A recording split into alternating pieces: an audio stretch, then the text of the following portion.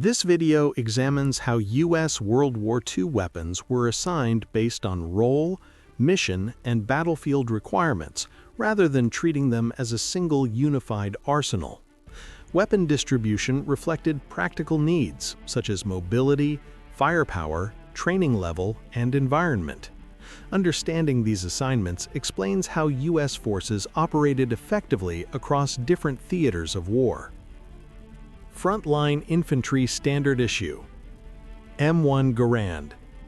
The primary rifle for U.S. infantry units, its semi-automatic action allowed higher sustained fire than bolt-action rifles, limited by an 8-round clip that required full ejection to reload.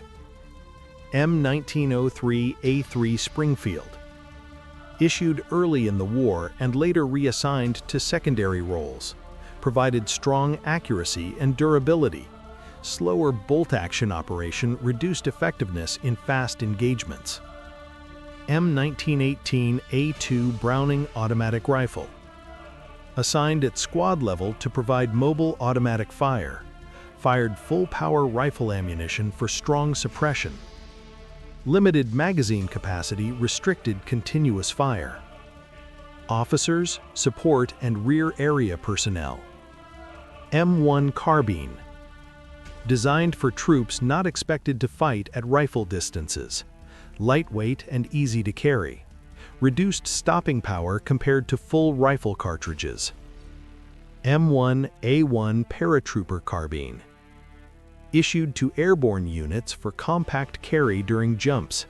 Folding stock improved mobility. Slightly less stable than fixed stock variants. M1911A1 Pistol.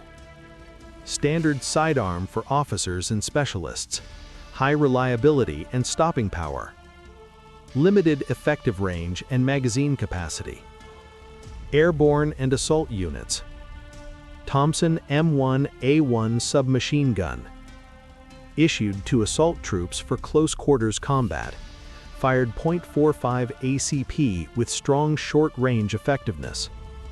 Heavy weight reduced long-term carry comfort. Thompson M1928A1. Earlier issue model used by elite and early war units. Accurate and controllable. High manufacturing cost limited widespread deployment.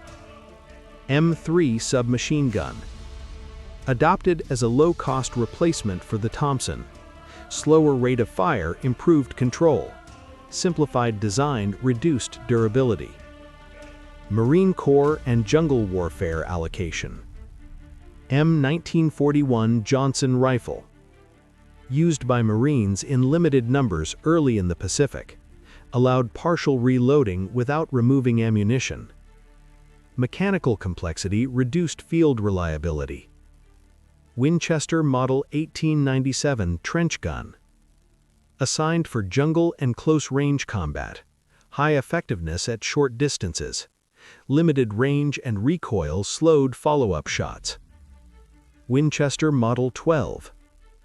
Improved pump shotgun design with better reliability. Performed well in tropical environments. Required manual cycling after each shot. Machine guns by tactical function. M1919A4 Browning.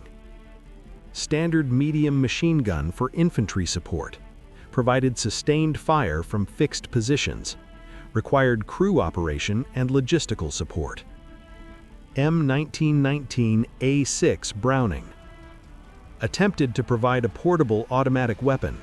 Increased flexibility for advancing units. Front-heavy balance reduced effectiveness on the move. M1917 Water-cooled Browning. Assigned to defensive and static positions. Could fire continuously without overheating. Excessive weight limited redeployment. M2 HB 50 cal machine gun. Used for vehicle mounts and anti-aircraft defense. Effective against light armor and aircraft. Too heavy for infantry maneuver. Pistols and revolvers by role. Smith & Wesson Victory Model. Issued widely to air crews and naval personnel. Simple revolver design ensured reliability. Lower stopping power than .45 caliber pistols. Colt M1917 revolver. Reissued due to pistol shortages. Fired .45 ACP using moon clips, reloading slower than semi-automatic pistols. High standard HDM suppressed pistol. Issued to OSS operatives. Reduced noise for covert operations. Limited lethality and specialized use. FP-45 Liberator. Distributed to resistance forces. Intended as a single-use weapon to obtain better arms. Minimal combat effectiveness. Anti-tank and light support weapons. M1A1 bazooka. Issued to infantry to counter enemy armor. Portable and effective against early tanks. Backblast restricted use in enclosed areas. M18 recoilless rifle. Assigned late in the war for bunker and vehicle engagement. Fired large caliber rounds without heavy recoil. Limited accuracy at extended range. 37mm anti-tank gun. Used early in the war by infantry units. Easy to transport and deploy. Quickly became ineffective against improved armor. 57mm anti-tank gun. Provided stronger armor penetration. Required trained crew and towing vehicles. Less mobile than earlier guns. Explosives and engineering equipment. M2 fragmentation grenade. Standard issue infantry grenade. Effective against exposed personnel. Fragmentation pattern was inconsistent. M15 white phosphorus grenade. Used for smoke, signaling, and anti-personnel purposes. Effective in clearing positions. Dangerous to handle and unpredictable. Bangalore torpedo. Issued to combat engineers and assault units. Cleared obstacles efficiently. Required close placement under fire. TNT satchel charge. Used for demolition and bunker clearing. Highly destructive. Required careful timing and placement. Knives and bayonets by use case. M3 combat knife. Issued as bayonet use declined.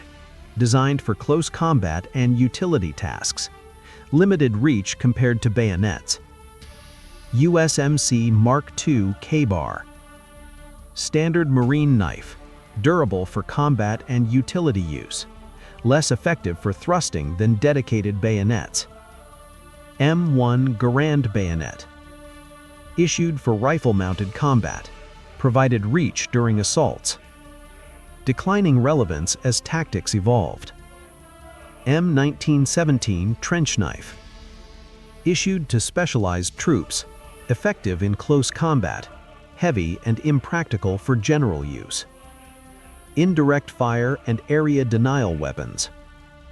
M2 60mm mortar. Assigned at company level for indirect fire support. Portable and flexible.